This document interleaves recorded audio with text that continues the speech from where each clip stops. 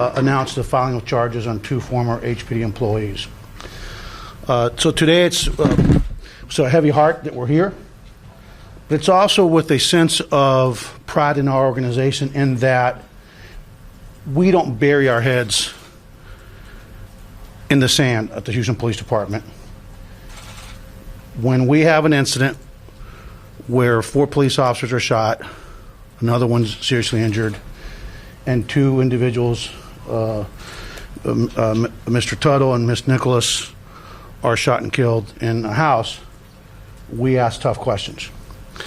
And earlier today, the DA announced the charges that we've been expecting for a long time on this incident.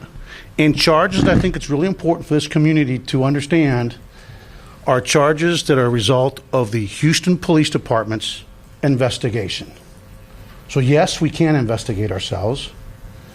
And yes, we did pursue the good, the bad, and the ugly as we promised to this community shortly after this incident occurred. The Houston Police Department has zero tolerance for police officers that would not only breach the public trust, their oath of office, and in this case, commit a crime in one individual that led to murder charges being filed, felony murder, under the felony murder rule. But again, it's important, once again, because there's been a lot of emotion in our community, to note that as we said from day one, we would leave no stone unturned. Like we said from day one, that it's our department. No one complained about this. To this day, we didn't receive a complaint. We are the ones that asked the tough questions. We are the ones that pursued the leads. And ultimately, we are the ones in our investigation with our Special Investigations Unit, and it's their work that led to this day. And I was a little disappointed watching the press conference earlier today because I don't recall any mention or too much mention of the work that we put into it. I heard a lot about DPS, but the truth of the matter is that it's the Houston Police Department's investigation. I would anticipate at some point additional charges being filed, and we're not going to speculate nor talk about which ones in this case. But as we said from day one, we are fully cooperative with the DA's office. We appreciate the partnership and their work.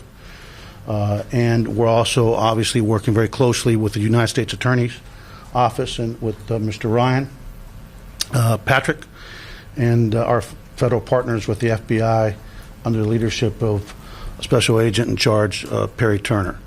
And so where we go from here is to continue to do what we do at this department, which is to hold ourselves accountable, to make ourselves better, and obviously to do what I think we do best, which is try to continue to keep this community safe. Just earlier, a few hours ago, we had a shooting here where we believe is gang-related, and we're going to continue to focus on that. But we're grateful that the community, the Tuttle family, Nicholas family, and then our officers that were part of that stack, that are also victims in this case.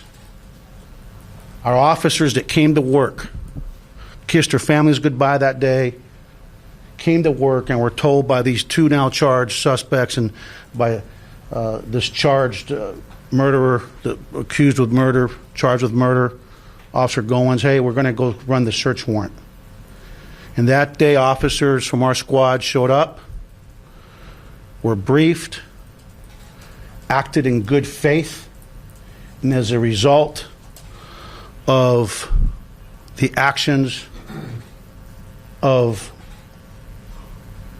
former Officer Goins and Officer Bryant, they ended up exercising what they believed to be a lawful execution of a search warrant. They acted in good faith. They came under fire. There's absolutely no evidence that there's any friendly fire in this case. And I know that there's a plaintiff's attorney, potential plaintiff's attorney, that'll go out and start harping on it's all friendly fire, but I stand by our investigation, and I can tell you there's no evidence of friendly fire in this case. And so those officers, I can say to you, this community, that they too are victims. And Mr. Tuttle, Ms. Regina Nicholas are victims because regardless of what was happening in that house, we are a nation of laws. And while not following the law may be popular nowadays in this country and people shun that, we are a department that's committed to constitutional policing. We're a department that's committed to relational policing, and we are a department that will vigorously pursue the rule of law, including holding our officers accountable as we did here. And so remember, when this occurred, we had very little information early on. I personally saw something that I'm not going to talk about here today, that I was on that scene within 14 minutes and 32 seconds after the shots rang out. I left the 16th floor of this headquarters, went to that scene, and started processing the visuals, started processing what I was seeing, started processing what I was feeling. And within a matter of a couple of days, we started seeing some red flags because of the questions that we asked. And so to the critics that say that the police departments cannot investigate themselves, this will be lost in all of this, but once again I say no, we can. We can, we must, we're duty bound. In this case, two that have dishonored the badge, dishonored our own officers. We have an officer now that is still fighting life-changing circumstances, which includes paralysis from the waist down. That I won't say his name, but I would ask the community to keep him and his family in their prayers. And today is a step in our journey to the truth and justice in this case for the Tuttle family, the Nicholas family, and obviously the officers that went to work, acted in good faith, just to learn after being shot by Mr. Tuttle that the circumstances under which they were told that they were gaining entry into that home, that some of the information provided was absolutely false, not factual, and not consistent with the rules of engagement and the requirements of the Constitution. So with that, I'm not going to say much more other than I want to thank our team for staying on top of this. We completed the investigation into the incident on May 15th and turned it over to the District Attorney's Office. We will continue to fully cooperate with the District Attorney's Office, the U.S. Attorney's Office, and the FBI.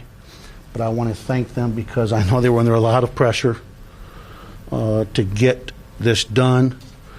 Chief Lopez and his team that we put together continues to review our narcotics operations, and I want to make it really clear again to our community that we have zero indication that this is a systemic problem with the Houston Police Department.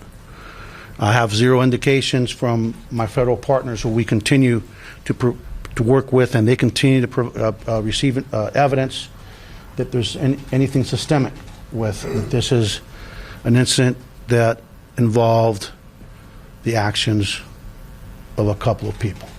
And so with that, I'm wanting to turn it over, ask if there's any questions, and I'll go into Spanish.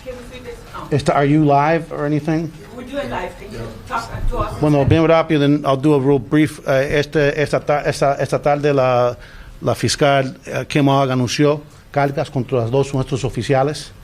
Es importante que nuestra comunidad se recuerde que este departamento nunca tuvo quejas de nadie. Nosotros, porque estamos dedicados a la justicia, cuando cinco oficiales fueron heridos, 4 por balazo, otro herido, y 2 miembros de nuestra comunidad muertos, nosotros fuimos lo que empezamos esta investigación y preguntamos las preguntas difíciles, ¿qué fue lo que ocurrió? Yo le había cometido a esta comunidad que íbamos a perseguir toda la evidencia, para descubrir todo lo que ocurrió. Y es importante que la comunidad se dé cuenta y que recuerden que estas cargas son por la investigación del Departamento de Policía de Houston. Es nuestra investigación, nuestros investigadores que buscaron la evidencia para llegar a este día. Desgraciadamente, los oficiales que fueron balazados ese día también son víctimas. Me da mucha pena, mi corazón está también con la familia de Dennis Tuttle y de Regina Nicholas también, que descansen en paz. Pero cuando los oficiales no respetan la ley, no lo podemos permitir, porque la gran mayoría de nuestros oficiales son honestos, son dedicados, son responsables, y desgraciadamente tenemos un oficial que sigue ahora que no puede caminar por el balazo que tomó, y esa es víctimas de las mentiras del oficial Goins. Así que nosotros vamos a seguir cooperando con el FBI, los colegas del FBI, el fiscal federal y también con el fiscal del condado, pero siempre vamos a estar con la dedicación a la justicia. Y a lo que dicen que nosotros no podemos investigarnos, esto es evidencia que yo dije que no íbamos a parar hasta que todo fuera descubierto. Y estoy orgulloso, con un corazón dolorido, por orgulloso que no detuvimos miedo a la verdad. I'm just going to say this real quick, that while it is a tragedy that we're here, there would have been a bigger tragedy. And the bigger tragedy would have been the Houston Police Department rubber stamping an officer-involved shooting. The bigger tragedy would have been the Houston Police Department not doing its job in investigating what occurred. And the bigger tragedy would have been for justice to not be served in this case, because that truly would have made something that's already tragic and unjust to even a greater injustice and a greater tragedy. And so with that, I'll open up the questions. What's the current status in the Heart Squad 15? The other members are still are working. Chief, back in February, our investigator, Mario Diaz, had asked you, he said specifically, was there a good reason for the reasons why the officers were in there? And you said... I stand by that. We had probable cause to be there. But probable cause, right? We didn't need to lie. We could have done this right. And that's what... The facts are going to come out. And the problem is we have a responsibility right now to two families, the Tuttle family, the Nicholas family, and the families of the police officers that were shot that day. And so I'm not going to get in a debate with Mr. Diaz on every little piece, other than to say that I stand by what I've said. There's a lot of speculation, and that's your job to speculate. My job is to deal in facts, and my job now is to make sure that we don't do anything to jeopardize prosecution in this matter. Regina, you talked about early on, initially you called these men heroes. Do you feel like you were taken for a ride? Oh, yeah, I think we're all taken for a ride by two of them, but I still believe those officers that went in there and acted in good faith, those officers that went in there and acted on behalf of this community after a complaint came in of activities in that house, I still think they're heroes. And they are heroes. And there's nothing, it's sad and maddening. I think I've told you all months ago how angry we were that it looked to us that one or more of our own may have betrayed the oath of office, might have betrayed the public trust. And as a result of that, these men that had nothing to do, there's no evidence that had anything to do with the two men that were charged in terms of their actions, they've been having to live with this. And until all the facts come out, there will be people that will have doubt in it. But I'm telling you right now, I stand with the members of Squad 15. I consider them victims. and I think everyone up here that knows just about every fact, a lot of the facts in this case, considers them victims, which really makes me angry because they have families. I've got one that again is paralyzed, that is just a wonderful human being that should not be paralyzed. So, what else? Virginia Nicholas's family has hired attorneys. They're conducting their own investigation, and they released a statement saying that they're having to go to court to request depositions from HPD. That's the way it works. Folks, let me tell you something. We have a court of law, rules. This guy here that says 30 minutes later, 2 shots rang out. Have you seen him say that? That didn't happen. So I look forward to seeing his evidence because 30 minutes later, I was there in 14 minutes. There's no shots that rang out 30 minutes later. So I'm not going to play the game that this guy knows. Tell him to go to the court and demand that we just go do interviews with him. That's not the way the process works. So we're not going to get engaged with this guy here who knows there's a process to get stuff done. And let me just say this. There's a lot of moving parts to this.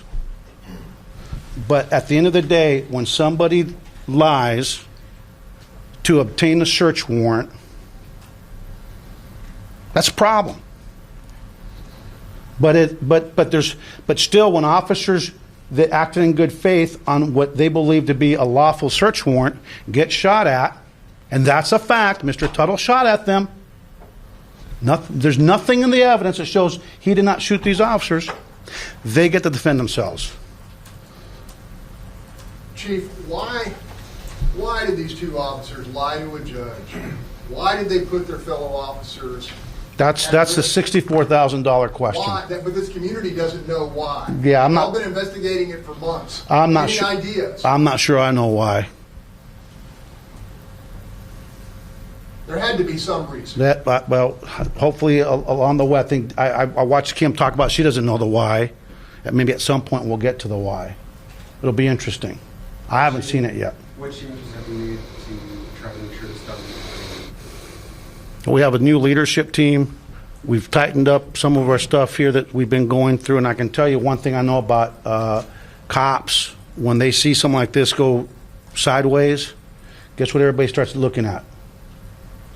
Themselves. It's human nature. They start looking at themselves. They start looking at each other.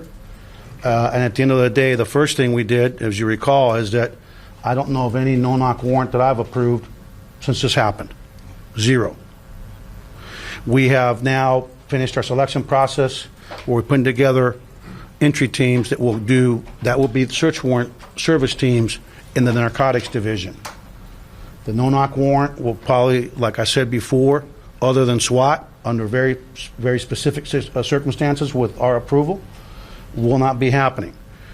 We ended up putting body-worn cameras that we have now attached to our helmets when we're conducting search warrants, because I promise you it would have been good to have those cameras on us. So a lot of changes have been made, and more will be coming. Yes, sir. This. Bueno, para pensar, yo llevo en la policía 33 años y nada me coge de sorpresa.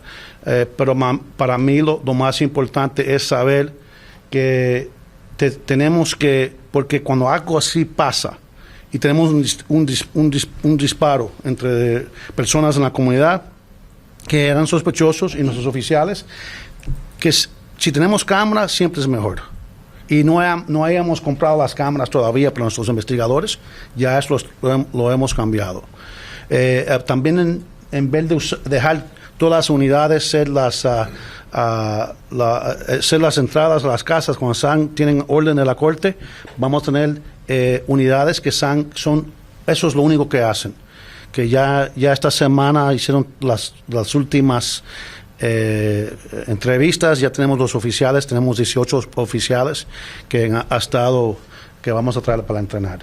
Pero al fin del día, mire, nosotros tenemos 5,200 policías, tenemos 1,000 personas más empleados, y igual que cualquier otro lugar, Cosas pasan, hay gentes que son malas, no sé por qué estos oficiales hicieron eso, pero sí me da gusto saber, y la comunidad debe tener confianza, que nosotros investigamos esto sin quejas de nadie. Nosotros somos lo que nos investigamos nosotros mismos, buscamos la evidencia, se lo dimos al fiscal y ahora vamos a buscar la justicia. Y para mí eso es importante, que no se pierda en esto, porque hay que tener confianza con la policía y la policía tiene que mantener la confianza de la comunidad. Justamente de eso le quería hablar, porque ando en la comunidad y escucho el sentir de la gente y dice, uy, ya no vamos a poder creer ni la Sí. Bueno, mire, acuérdese, mire lo que está pasando, especialmente con la comunidad latina, hispana, que este departamento, este jefe, siempre estamos batallando de su parte.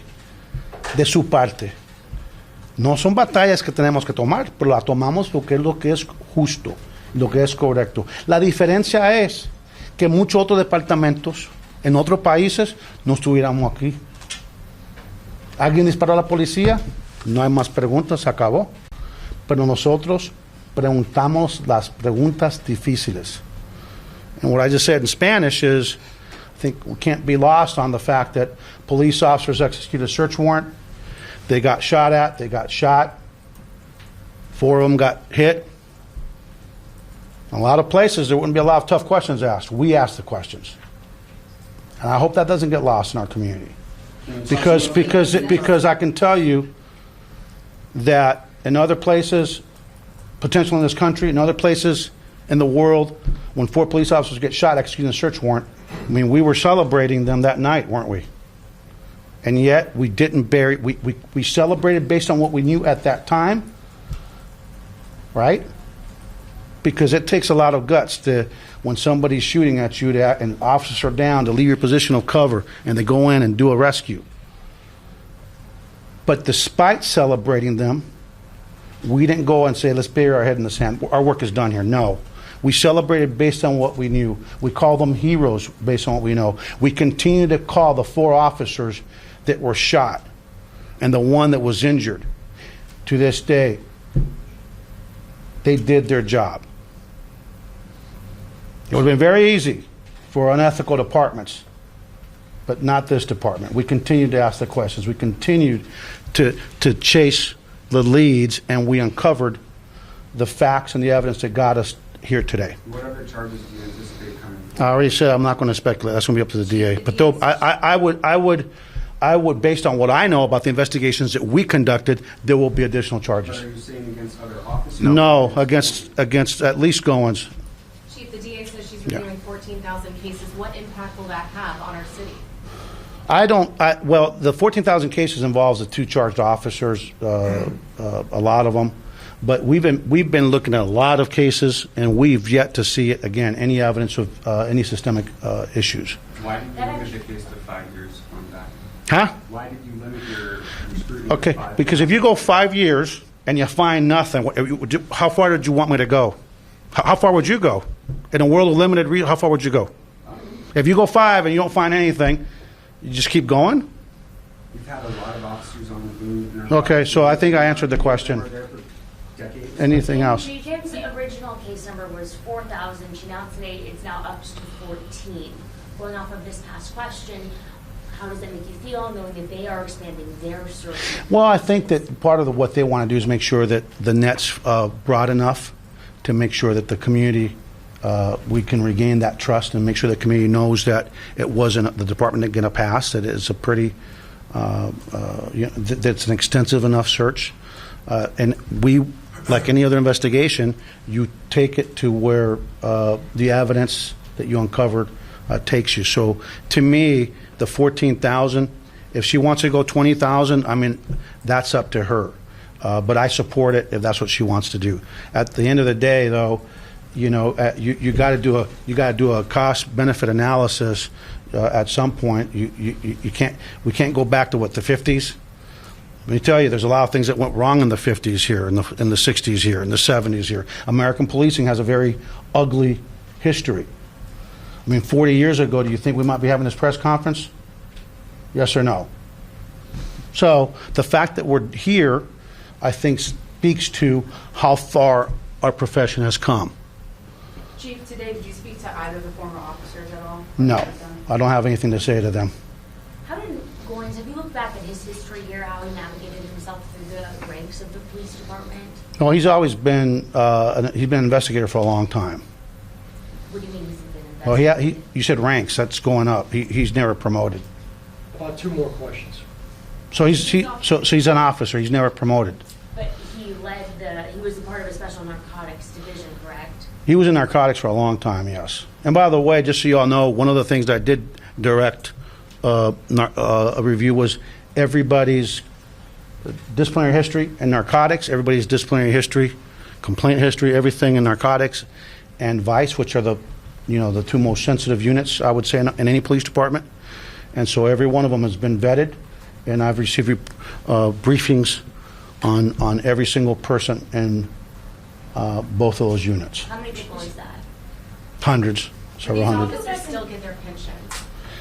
I don't believe, and I don't believe that there's any legal mechanism by which the state or the city can can take their pensions.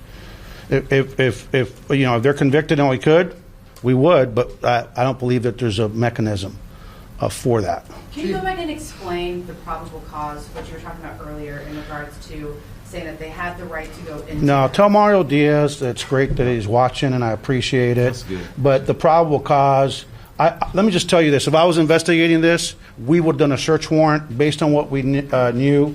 We would have done it right, and we probably wouldn't be here today.